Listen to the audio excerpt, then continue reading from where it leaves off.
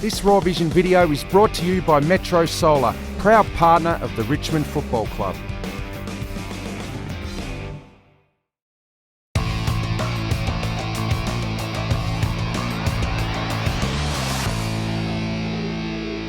G'day Tiger fans, welcome to Raw Vision and the spotlight on round 18. It's in Perth tomorrow night at Patterson Stadium v the West Coast Eagles. It's brought to you by Metro Solar, and as always, I'm joined by Daly, who's just been smashed on the bike downstairs by Jake King. What are you doing, going and doing work with the players, Danny? You're getting too old for that. Well, you're spot on there, mate, after spending an hour with him, but, you know, being a man of the people, mate, I just said I'd come in and do a session with him, but I won't be doing it again, trust me. Yeah. I'm absolutely cooked. You're a bit flat. Anyway, I'll tell you who wasn't flat last week. I loved it. Troy Chaplin went up forward. Was that one of your moves in the coach's box? Oh, well, now that I've got the forward line back again over the last 4 or 5 weeks, they had about 8 numbers down there and we had about 2 spares, and I thought, well bugger this. Let's get an extra number down in our forward half and try and kick a couple of goals. So, look, yeah, I'll take it. Well, it was a good move. It was a good move. We liked it. Maybe he'll get down there again this week. Let's have a look at the team, and 2 changes this week.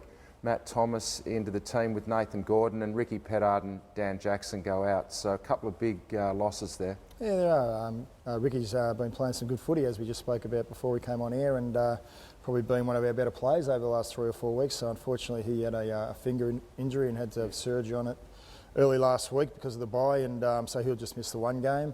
And Jacko just keeps having problems with his body at the minute. Unfortunately, he can't get it right, and he'll probably miss 2 or 3. So obviously Thomas comes back in to replace one of those 2 through their hardness, and Gordo will give us a bit of run. He's been pretty good and solid at VFL level, and had 26 or 27 disposals, and his run will certainly help us at Subi, or Patterson's as it's called. Patterson's now, yeah, it'll suit him, no doubt, this ground. I'll tell you what, the Eagles are really good at centre clearances, number 3 in the competition, and obviously with the big man Dean Cox retiring, he'll want to go in there and do a pretty good job. Yeah, absolutely, mate. I think we saw last week with St Kilda with Hayes, they came out to play for him, so no doubt the Eagles will come out, and obviously Coxie back, him and Natanui in the ruck, gives them first use out of the middle there. You see Prittis, Shuey, Maston, these sort of guys getting involved all the time, and again with Subi being so long, it gives them the ability to run and carry the ball through the top of the square. So it's an area we've spent a lot of work on this week in match committee with our players, just how to control their centre bounce stuff. Pretty hard to stop Prittis in there. He just wins his own footy though, doesn't he? He does. He's in good nick, and he's probably been the one player all year who's been consistent for him. But one thing about Subiaco being so long, it's really important that if they do win the clearance, that we put enough pressure on them. So they have to get a quick kick, because if you get a quick kick outside of the centre square there, it doesn't really go inside 50. So unfortunately they're going to win some tap outs and they're going to win some clearances, but it'll be the pressure we put on them, and hopefully we can turn the footy back over from those.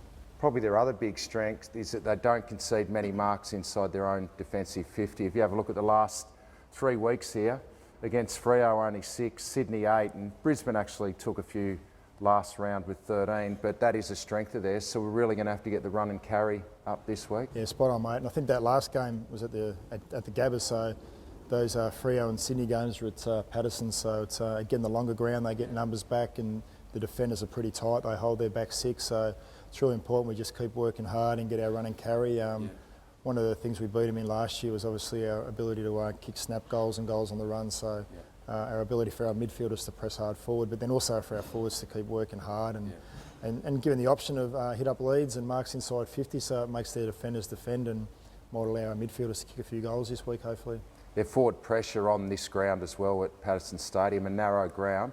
It gives them the ability to really put good pressure on inside their own forward 50. Yeah, it does. It's one area they've excelled in under Simo. He's probably come there with a big attitude of forward pressure, a bit like what Fremantle do at Patterson. So, you know, they rely on their pressure and their centre forward turnovers. I think in the AFL they're number 1 or 2. So we've just got to be really mindful of when we get the ball in our back half and making sure we either get it out there as quickly as we can to one-on-ones, or getting numbers back and using our advantage in our run from the back half, as you spoke about, to get the ball outside of their forward half and get it into our forward half. But it'll be a big thing for us this week, just our ball movement out of the back half. What about their tall forwards? You look at it on paper and you go, gee, how are we going to stop all these guys? Obviously, Jack Darling, Kennedy's kicked 11 goals in the game this year. We know what Natanui can do, but I like this man here. Big shooter McGavin. Big shooter. I'm glad I'm looking after the forward line this week and not the back line, mate, because yeah, they have caused some damage, and Simo loves this bloke. He does. He reckons loves it's him. his favourite player. Shooter. I love him. I'm all over him. He's a big man, isn't he? Yeah. Contested marks, and I look forward to hopefully win the game and listening to your boundary line comments about Shooter on the weekend. I've got to get it in a couple of times. I'd be disappointed if you didn't get Shooter in. No, we will. Well, Alex, hopefully not too often, though. No, hopefully he's not doing too much. Well, obviously Alex Rance is the man to get one of these guys. Yep. Will it be Kennedy? I would have thought Kennedy. He's had a terrific season, Rance. He missed, obviously, those 5 games. It's really hurt us. He's in all-Australian form, I suppose, if you want to say that. But well, the thing is, he gets 18 touches, but does his job defensively as well. Absolutely. And, that's a terrific stat you got there. 15 goals conceded in 11 games. Where did I pluck that from? I've done my homework this week. You do your homework, mate. You're not like some of these other commentators, are you? I just really open the books up and have a look, Danny. That's why you're one of the best, mate. But that's right up there with... It is. If you talk about the best defenders in the competition at the minute, and people are talking about Hooker, I think he's had 22 from 16 games, so average-wise, he's right up there with Hooker. His disposals, absolutely, as long as he's not kicking the ball in his left foot from the back pocket, we're pretty happy. We don't want to see that. No, we don't want to see that, but he's in terrific nick, but he'll get Kennedy, obviously, and obviously Grimesy and Chappie and Batchelor will get the other 3s. Whether they play 3 or 4 tours, who knows yet, but... yeah, he's having a terrific season to date. He really hurt us missing those 5 games early in the season. He certainly did. Yeah.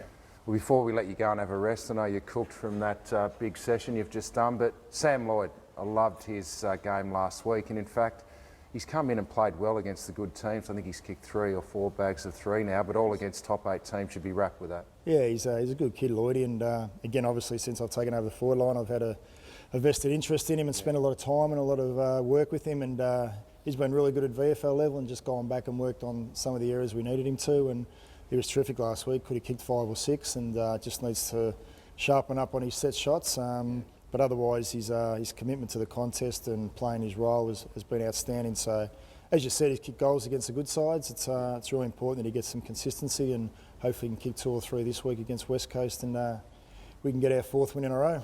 Let's hope so, and it actually will be only, I think, the 2nd time we've won 4 in a row under Dimmer, so we look forward to that. Mate. Yeah, see that. Done your work. And Sam Lloyd, he'll like Patterson's. It's a great ground for forwards if you want to work hard. We'll see you over in Perth. Look forward to it, mate. Look forward to it. That's been the spotlight on round 18.